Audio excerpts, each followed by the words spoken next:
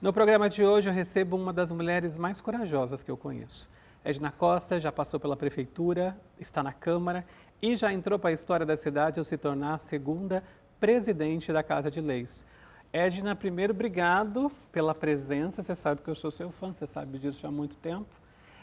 Prazerzão ter você aqui com a gente. Eu que agradeço o convite e estamos aí para contribuir, colaborar com o seu trabalho. Ô Edna, você já acostumou na cadeira de presidente?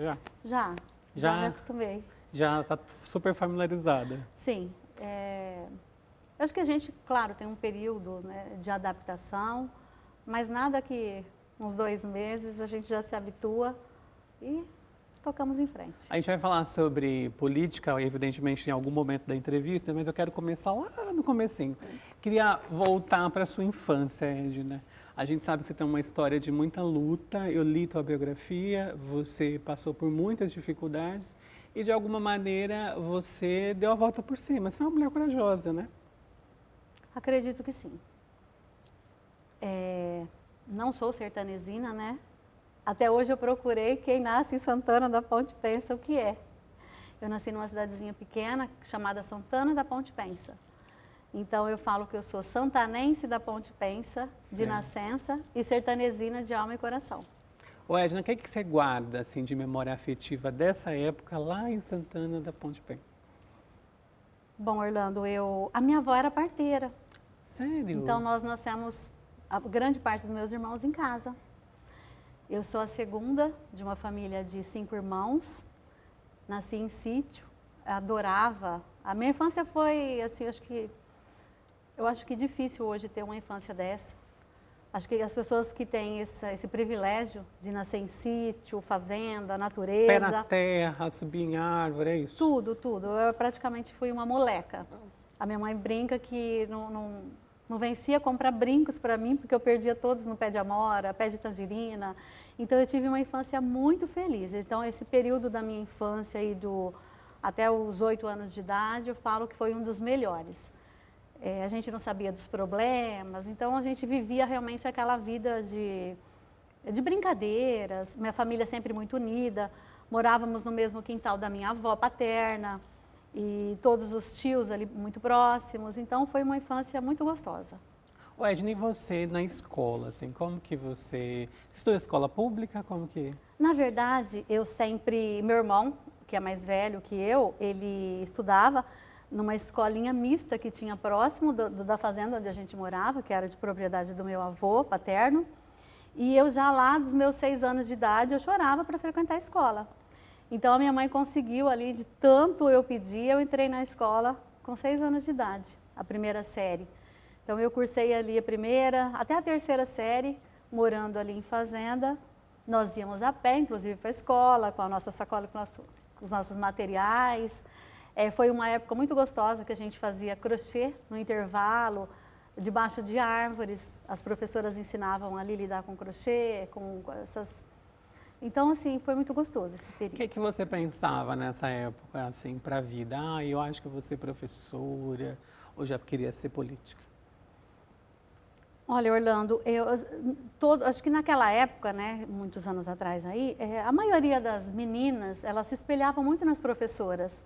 Então, lá na infância, eu tinha muito, assim, muita referência das professoras. Eu queria muito, na época, ser professora, até esse curto período aí que eu estudava nessa escola. Não pensava em ser política, mas, assim, eu sempre tive um pezinho na política, porque o meu avô paterno, ele foi vereador dessa cidadezinha de Santana. Uau! Ele foi vereador lá, na época, pelo partido que era Arena. Então, assim, eu falo que está no sangue um pouco dessa... E você já era uma liderançazinha, assim, entre os coleguinhas, Edna? Você vivia muito no meio de homens, né?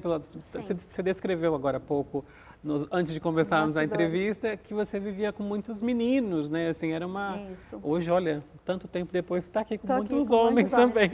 Na verdade, eu sou a segunda filha, tenho um irmão, só que depois disso veio assim, todas mulheres na família. Nós somos em 4 mulheres e um homem só.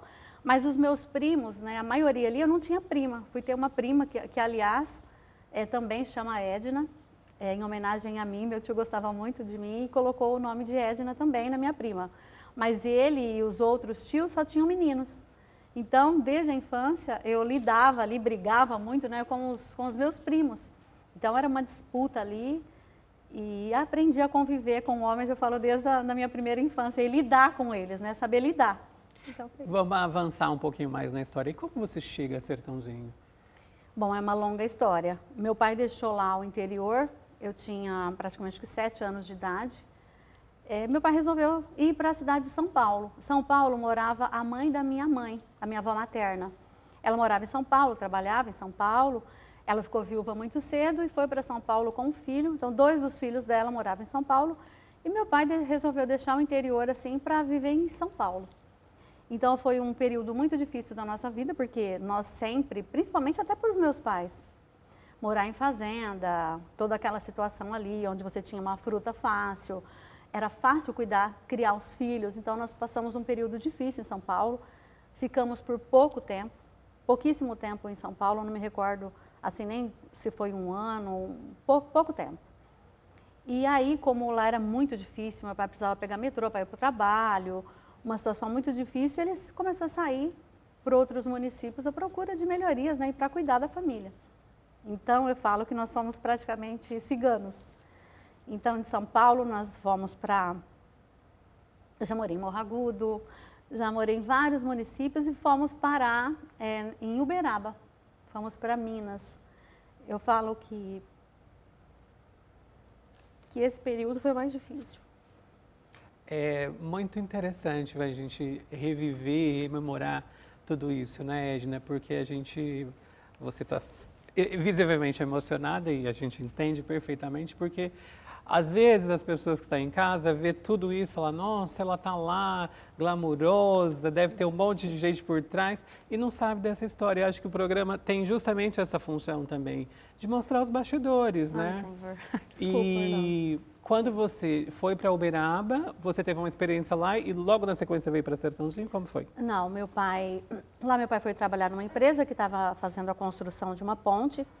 E como meu pai lá não conhecia ninguém no município, eu já contei várias vezes essa história, mas eu não deixo de me emocionar. Como nós não conhecíamos ninguém, ele precisou pagar o dinheiro que ele tinha, pagar o aluguel adiantado. E nós ficamos praticamente sem ter o que comer. Então foi um período muito difícil, que por vezes eu vi meu pai chorando. E depois eu acho que isso é quando eu escolhi ser assistente social, que eu sou assistente social de formação, eu acho que um pouco teve a ver com o que eu passei lá na época, né? E da ajuda que nós tivemos, de vizinhos, enfim. Então, inconscientemente, eu falo que eu escolhi essa profissão para poder ajudar um pouco as pessoas em gratidão ao que nós fomos ajudados lá em Uberaba. E aí você vem para Sertãozinho em que ano, Ed?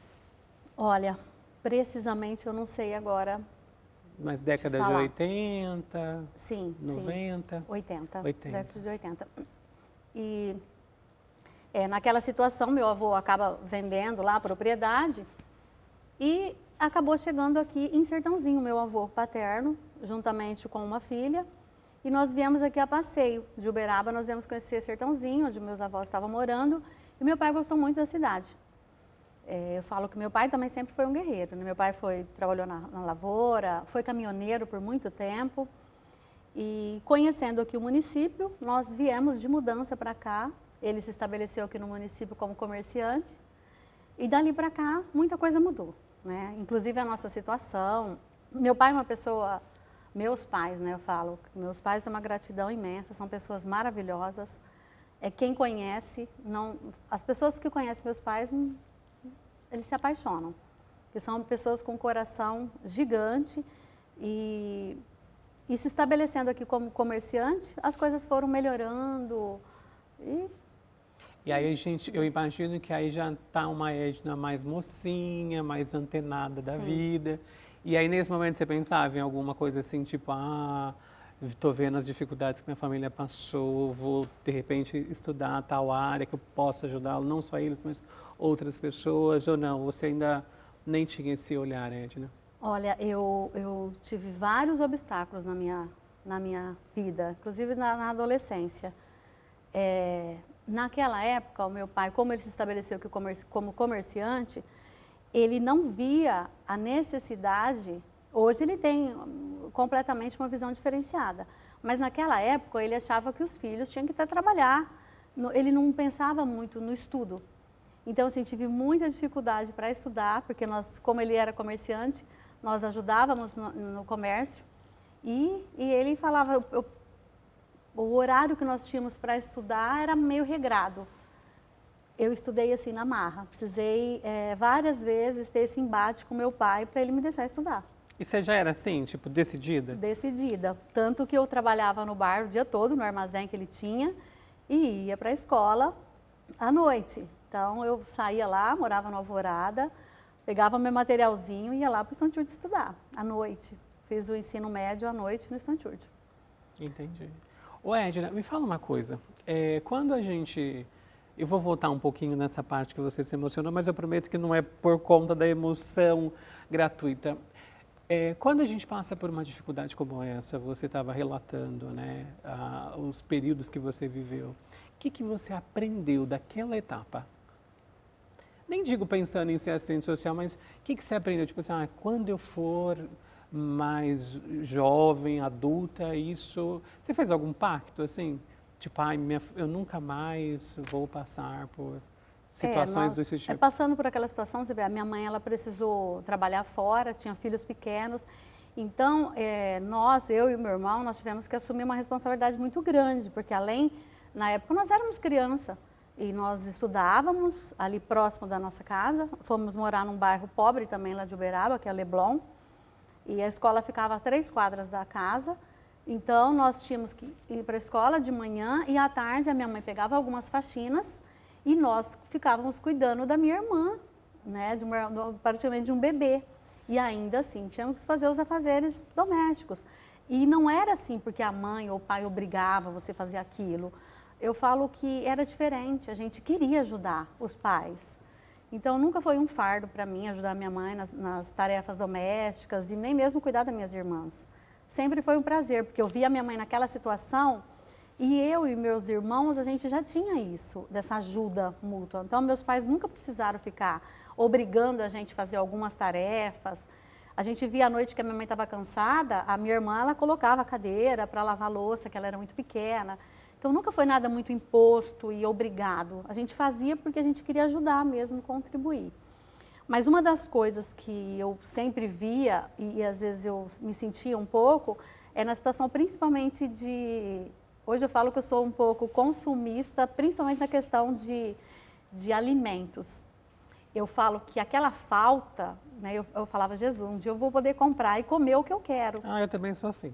Né? Então, as minhas amigas mais próximas sabem disso. Então, às vezes eu vou no mercado, eu quero comprar de tudo, porque eu acho que inconscientemente aquilo eu falava, gente, um dia eu vou poder comprar e comer o que eu quiser. Mas eu falo assim, isso também foi superado porque, olha só, meu pai se estabeleceu aqui como comerciante. Então, todos os doces da vida que a gente queria comer, a gente tinha ali à disposição. Então, isso foi mesmo que, assim, é uma coisa que aconteceu. E depois isso, veja bem, meus pais passando por essa dificuldade, quando eu falo que meu pai tem um coração que não cabe no peito, ele era comerciante. E eu e meu irmão e a minha mãe ajudávamos na mercearia. Então, Orlando, eu te garanto que nenhuma criança que chegava ali com metade do dinheiro do doce ou metade do dinheiro de comprar um alimento, ele voltou para casa sem levar o alimento. Pelo contrário, meu pai sempre colocava mais. Depois fomos ter o açougue, que era do lado, as pessoas chegavam ali, as crianças, com moedinhas para comprar, vamos dizer, uma carne moída. Às vezes a gente nem pesava, a gente colocava aquele tanto a mais, entendeu? Então, foi um período de muita generosidade por tudo aquilo que a gente estava recebendo. Então, meu pai sempre quis ajudar, sempre retribuir a tudo aquilo que a gente tinha conseguido. Qual é o nome do seu pai? Natanael, mas ele é conhecido como Tatá. Mais conhecido como Atitudes nobres, né? Muito. Olha, eu vou precisar ir para o intervalo. No próximo bloco a gente vai continuar esse papo gostoso com a Edna. Ela vai falar ainda sobre a experiência de ser mãe, avó. Vai falar aqui um pouco dos bastidores da Câmara. A gente volta já, não sai daí.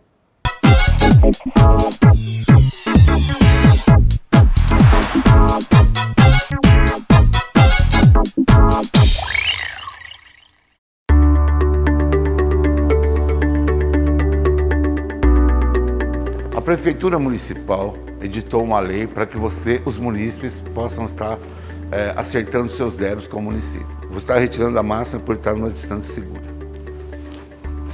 A lei municipal, ela dá o direito para os munícipes contribuintes a estarem acertando seus débitos com o município. Quais são os débitos que você pode estar renegociando com o município? São todos os débitos cobrados pela prefeitura, ou seja, principalmente o IPTU, ISS, as taxas e as multas. Como você pode estar quitando esses débitos? Com um pagamento à vista. No pagamento à vista você vai ter 100% de desconto na multa e juro. No pagamento parcelado, você pode estar parcelando ele em 84 parcelas, com uma entrada de 5% do valor do imposto. A negociação pode ser feita tanto no Poupa Tempo, como no site da prefeitura. Ou seja, se você for fazer o pagamento à vista, você pode estar entrando no site da prefeitura e estar quitando o seu débito. Se você for fazer o seu pagamento parcelado, você pode estar entrando no site do Poupa Tempo para agendar junto à nossa central de atendimento para poder estar quitando os seus débitos. O pagamento dos débitos é muito importante, porque com esses recursos são investidos em educação e saúde e obras. Não perca essa oportunidade.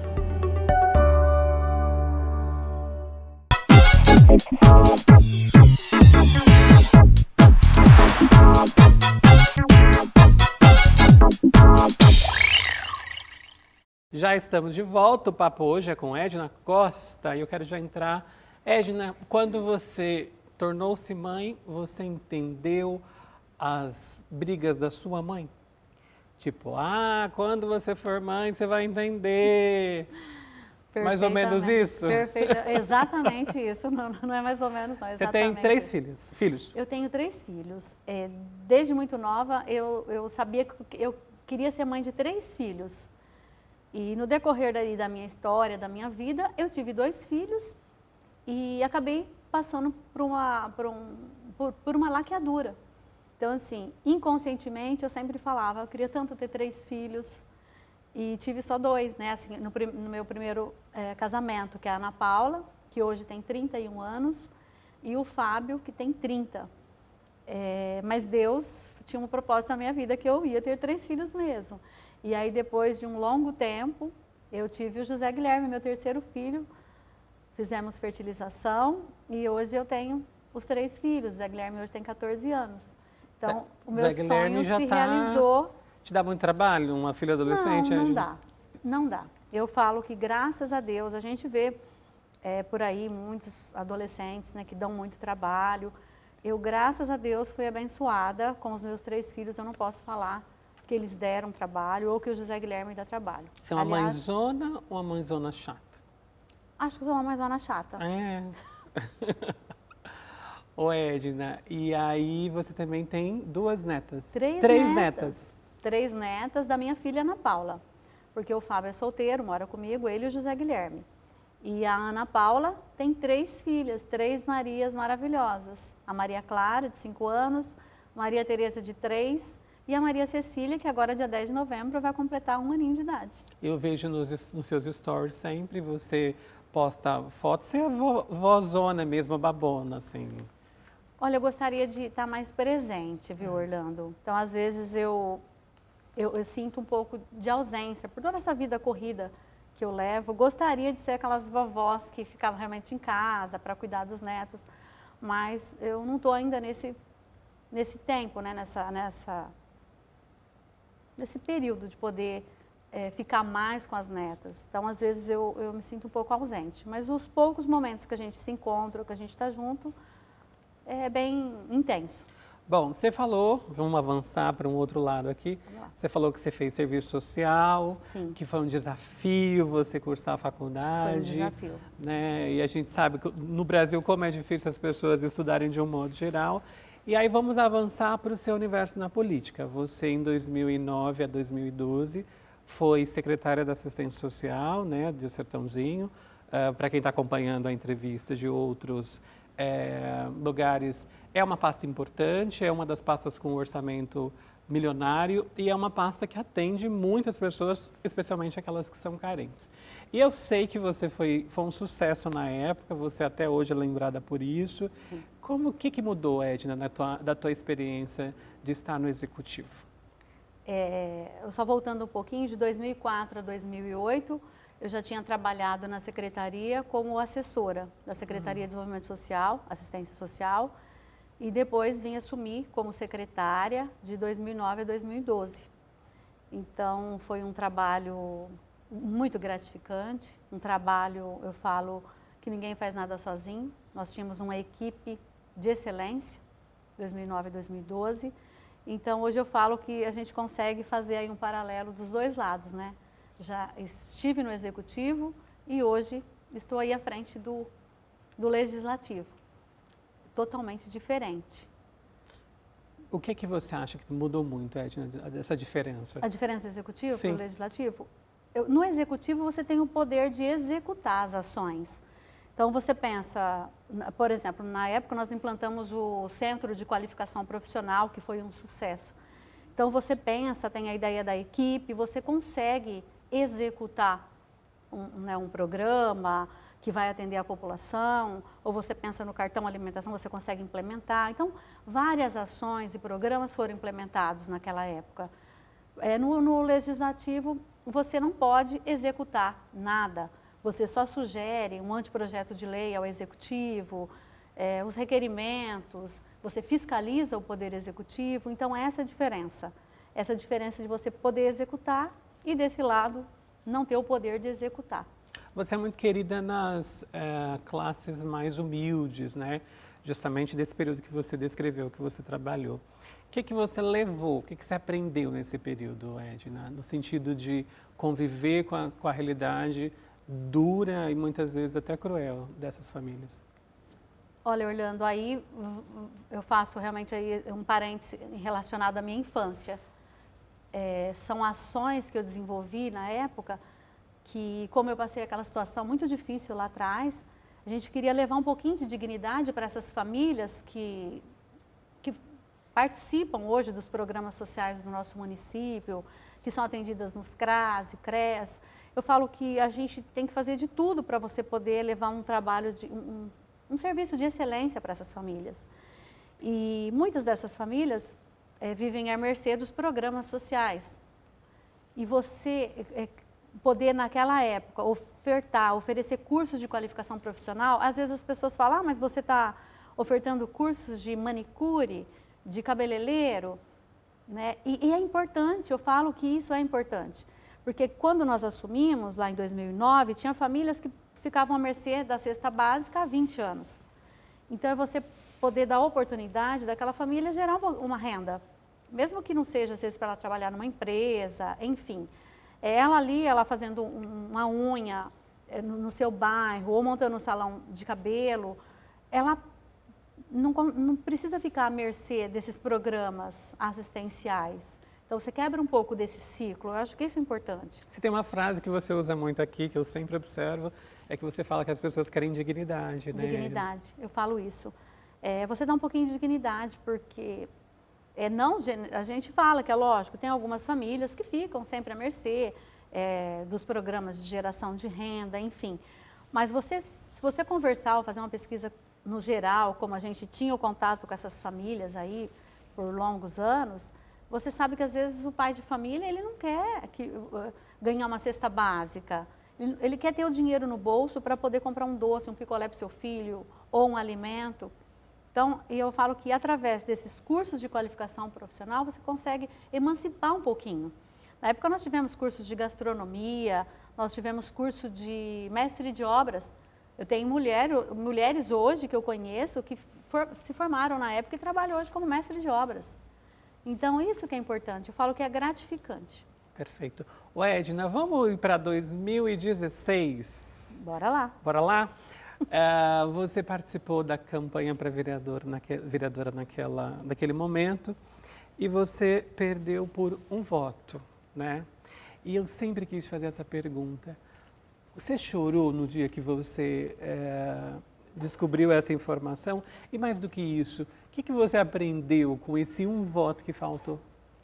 Olha, Orlando, foi um dia assim atípico. Você ter mais votos, né? Na época eu tive mais votos que 10 vereadores. Hoje nós temos uma Câmara, né, com 17 vereadores. Você foi a 7ª mais votada. Eu fui a 7ª mais votada em 2016, ou seja, eu fui escolhida pela população para representá-la e você não consegue sentar na cadeira, né? E isso é muito ruim, te dá uma sensação assim na época de, poxa, a população, e isso também eu acho que frustra quem votou em você, porque a pessoa sabe que você está eleita, entre aspas, né? Você foi a 7ª, a vereadora mais votada, e você não consegue assumir e representar aquela população, né, que confiou o voto a você. Na época nós estávamos na Minha Mãe, toda a equipe lá assistindo a apuração dos votos. Naquele momento ali eu não chorei, porque muitas pessoas choraram, meus pais, enfim. Mas depois sim, depois veio um desespero, veio choro. Eu até disse nos próximos dias ali que eu nunca mais queria saber de política. Para os amigos mais próximos eu falava nunca mais, porque é injusto isso. E depois, a eleição foi em outubro de 2016. Em dezembro de 2016 eu já estava engajada novamente na política. É porque eu falo que a política faz parte do dia a dia. Sim. Então você não consegue sair, e mais as pessoas que gostam de estar ali fazendo esse trabalho com a população. E você me fala o que eu aprendi com isso? Vou ser bem sincera. A gente tem uma ânsia, a gente acha que tudo é o nosso tempo. Na verdade, eu vou ser sincera aqui com a população que nos assiste e com você. Durante a campanha, todo mundo falava, você está eleita. No meu íntimo, eu tinha receio disso. Tanto que uns 2 dias, o último dia que pôde publicar nas redes sociais, eu gravei um vídeo falando para a população que não existe candidato eleito até apurar todas as urnas. Então, no meu íntimo, eu tinha esse receio de faltar votos e faltou. O que a gente aprende depois de tanto pensar e refletir é que nós temos um tempo, mas é tudo o tempo de Deus. Sim. Eu provavelmente, né, eu tenho certeza hoje disso, talvez naquele momento eu não estivesse preparada.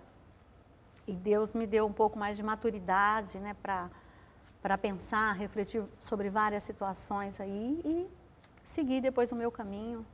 Enfim, acho que é isso que eu aprendi, que a gente tem um tempo e Deus tem outro, e a gente tem que ter paciência e perseverar.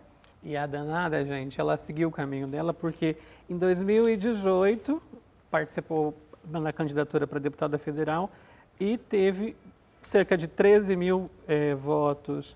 É um número expressivo, né, Edna? Para uma mulher, para uma cidade como Sertãozinho, que tem todo um histórico nessa área de eleger homens, né? Homens. Você é muito abusada, né? Eu sou.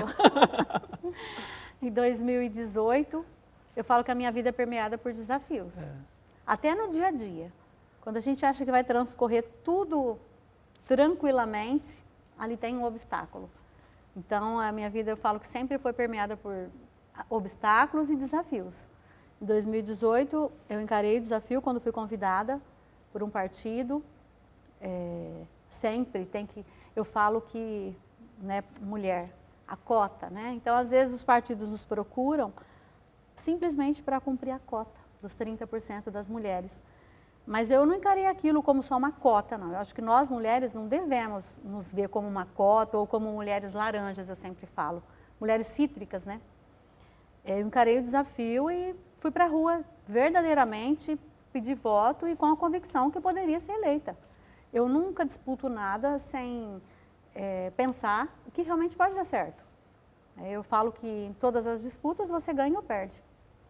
E eu, no meu caso, eu falo que eu sempre ganho alguma coisa, algum conhecimento, isso que é importante. E fui para a rua em 2018 com toda a minha equipe, que já me acompanha de longa data, e tive aí 13 mil votos, fiquei surpresa, eu falo, principalmente por ser mulher, e a gente sabe que o cenário municipal já é hoje, você vê, nós temos apenas 3 mulheres aqui na Câmara Municipal, imagina isso a nível estadual e federal.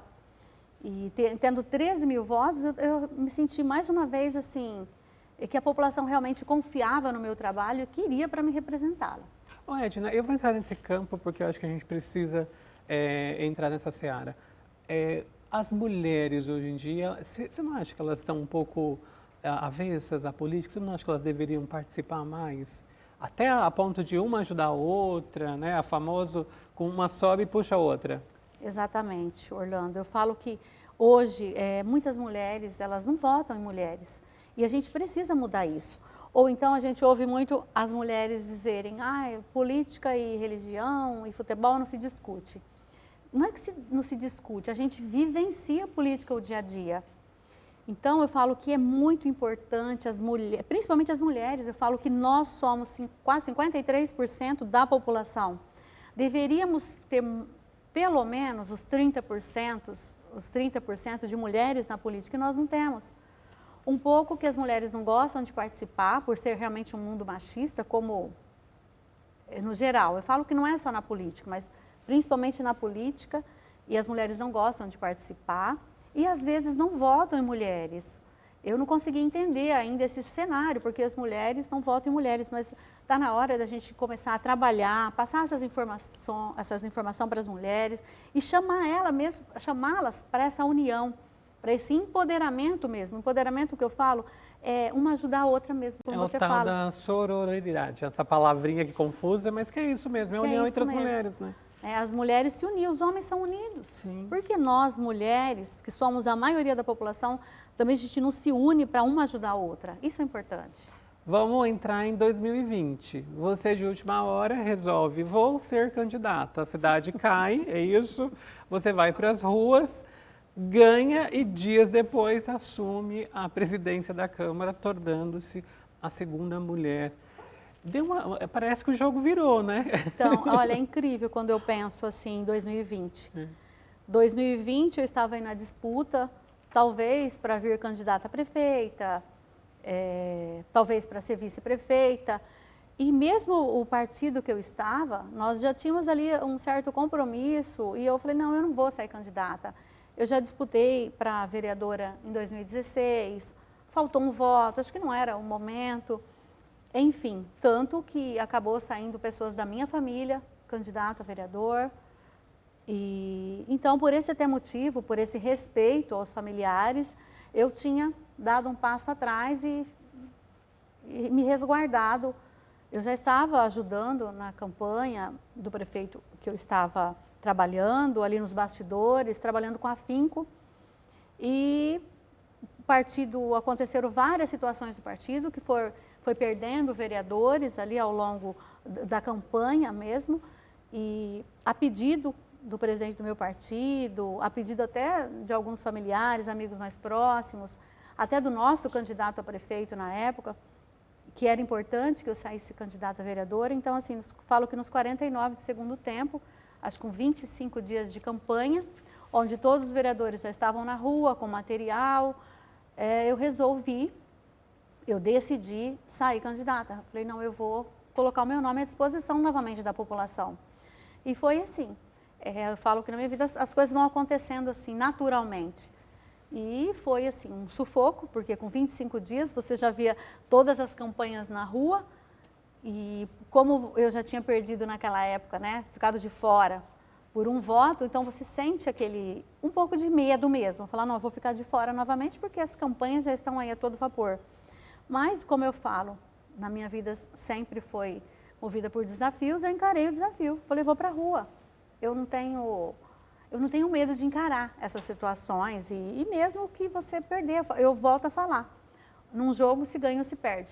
E aí fui para a rua com uma equipe pequena, né, eu te falo, uma equipe principalmente de amigos mais próximos que sempre estiveram comigo e consegui aí, em 2020, ser a quarta mais votada do pleito de 2020. Para mim foi um orgulho. Você teve 1.239 votos. 1.239. Né? Ô Edna, e quando você está ali, o bom que a gente está já nesse cenário, quando está naquela cadeira ali, você se sente confortável sendo a segunda mulher a se tornar presidente da casa e num universo totalmente dominado por homens, assim, vocês têm esse orgulho? A pergunta pode parecer meia boba, mas eu acho que você representa e tantas mulheres dessa cidade que gostariam de ter voz, poder, a liberdade de expressar os seus pensamentos. Eu sei que você é uma pessoa super serena durante a sessão, mas quando precisa você roda a baiana também. Sim, mas por que não? Né? Olha, eu me sinto sim confortável. Aliás, né, eu agradeço os 12 vereadores, tive 12 votos para a presidência, agradeço os vereadores, principalmente em sua maioria foram homens que votaram em mim. 11 dos votos que eu obtive foram de homens que me escolheram para estar ali representando os 17. Então, eu me sinto sim confortável, porém, eu não posso deixar de falar que nós só temos 3 mulheres, totalmente... Nós poderíamos estar... Injusto, né? Você olha assim, poderia estar permeado de mulheres. E quando eu falo isso, Orlando, eu não falo por discriminação aos homens, eu não tenho problema nenhum com os homens. Eu converso com muitas mulheres e a gente tem um consenso. Nós não queremos ser melhores que os homens, né? Nós não queremos estar à frente ou atrás, nós queremos estar ao lado. Eu falo da importância da opinião das mulheres. As mulheres, elas querem participar. Eu falo isso por mim. Eu não quero dar uma opinião melhor que a do homem, eu quero contribuir. Eu acho que é isso que faz sentido. Eu falo que os homens, naturalmente, eles foram criados para sair para trabalhar, né? A mulher ela tinha aquela cultura de ficar em casa, cuidando dos filhos. Mas a sensibilidade que a mulher tem contribui muito, principalmente na política. Eu falo que quando falta vaga nas creches ou vaga na escola, o homem ele sai para trabalhar, ele não tem essa percepção. Não é que ele não quer criar políticas públicas direcionadas para as mulheres ou para as crianças, é porque na verdade ele não foi criado para essas situações. Não tem esse lugar de fala, né, Edna, que a gente tem. Por exemplo, a mulher que vai, o marido sai para trabalhar e a mulher também vai trabalhar, mas é ela que leva o filho à creche ou à escola. Então ela sabe o que é que está faltando ali. Então nada mais justo que a mulher opinar nesses projetos, nessas decisões. Então eu falo que isso contribui. Eu acho que isso daria assim um boom se nós tivéssemos com certeza mais mulheres na política, com essa visão, com essa sensibilidade que parte da mulher. Só tem a contribuir se nós tivéssemos aqui, ó, se você conseguisse olhar ali no plenário e se você tivesse ali 7 mulheres e 6 homens. Não. Mais 10? Vamos colocar metade 10, mesmo, metade, né? Por que não? Exatamente. Se você tivesse 7 mulheres ali, começava já estava mais rosa, como você gosta. É verdade. Edna, rapidamente que o nosso tempo estourou, o Vitor já me falou aqui no ponto eletrônico. Nossa, já? Qual que é a parte boa e a parte ruim de ser vereadora? A parte boa é você poder representar a população, você ouvir de uma mãe que está faltando vaga em creche ou que precisa implementar programas na Secretaria Social, como o cartão alimentação, que eu vivo batendo nisso. Ontem, graças a Deus, já passou aqui na Câmara um projeto de lei do cartão alimentação agora para o Natal. Eu falo que isso é você dar autonomia para as famílias. Já fiz um anteprojeto de lei também, que provavelmente no próximo ano será acatado pela administração, que as famílias cadastradas nos programas sociais e nos CRAS receberão o cartão alimentação para dar autonomia para elas irem no mercado comprar o que quiser, não ficar à mercê do que o município entrega para elas. Então tem esse lado bom, você poder representar a população, cobrar o executivo. O lado ruim que às vezes eu vejo é que muitas pessoas não entendem qual é o papel do vereador. É na questão de, você é vereador, você pode me dar uma cesta básica, ou me dar um medicamento, ou nessa questão de assistencialismo. Isso me deixa um pouco triste. Eu acho que a população deveria saber mais qual é o papel do vereador, que é fiscalizar, sugerir ao executivo, propor, né, projetos, enfim, essa situação. E o que me deixa também um pouco, que eu vejo que ser vereador é ruim, porque a gente não consegue executar. Você tem muito mais vontade, Você tem muita vontade, você sugere e você fica à mercê do executivo acatar as suas ideias, as suas sugestões ou não. Então esse é o diferencial. Como você lida com as críticas, Edna? Aqui, ou as da rede social, da rua, você lê aquilo lá e fala, ok ou não? Você, fica incomodada. Como que você nutre a sua inteligência emocional para assimilar esses Eu não fico comentários? incomodada porque as críticas, elas existem tanto, não agora porque eu sou vereadora, mas na vida pessoal, enfim, sempre tem as críticas. E eu ia até dizer que, né, às vezes as críticas construtivas, mas um amigo meu, bem próximo, falou que não existe crítica construtiva, que a crítica, ela é crítica. Então, eu procuro mais ouvir as opiniões das pessoas. Eu sou muito humilde nesse ponto, de ouvir opiniões e pensar, e isso eu acho importante. Então, eu foco mais nas opiniões do que nas críticas em si, no geral. Às vezes, as críticas vêm das pessoas realmente não saberem qual é o papel do vereador, então eu levo de boa. Sou tranquila quanto a isso. Que bom. Edna, para finalizar mesmo, qual que é a sua meta pessoal? A minha meta, Orlando, hoje, já é de longa data isso, é sempre galgar outros patamares. Aí, hoje eu estou como vereadora, presidente da Câmara Municipal, incentivar outras mulheres também a participarem da política, da importância que é estar inserida nesse cenário político e galgar outros patamares aí, representando a nossa população, aí tá representando o Sertãozinho, a região, de repente num cenário estadual ou federal, quem sabe.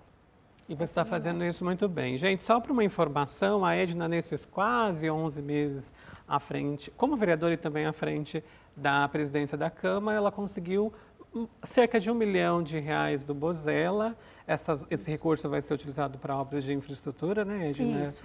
E é um recurso super significativo para uma pessoa que está nos primeiros 10 meses aí já trazendo dinheiro para a cidade. Isso, inclusive esse dinheiro ele já está na conta da prefeitura, porque às vezes a gente vê muitos falarem de emendas, de recursos para o município, mas assim, a gente tem que observar o dinheiro que realmente, se ele está vindo. Então, eu sou muito criteriosa ao dizer que eu consegui um recurso, mas assim, eu prefiro divulgar quando o dinheiro já está na conta da prefeitura. Inclusive, esse recurso de R$1 milhão será utilizado por um projeto aqui de captação de águas fluviais, que vai beneficiar o Distrito Industrial e também o bairro Vila Garcia, Orlando. Edna, obrigado, parabéns pela sua atuação, parabéns por ser essa mulher corajosa, parabéns por representar e dar voz para tantas mulheres. Muito sucesso na sua jornada, viu? Obrigada, Orlando. Eu que agradeço. E sucesso também nessa empreitada aí, de estar à frente aí da nossa Câmara Municipal, com esse trabalho brilhante que você vem fazendo e toda a equipe da nossa produção. Obrigado.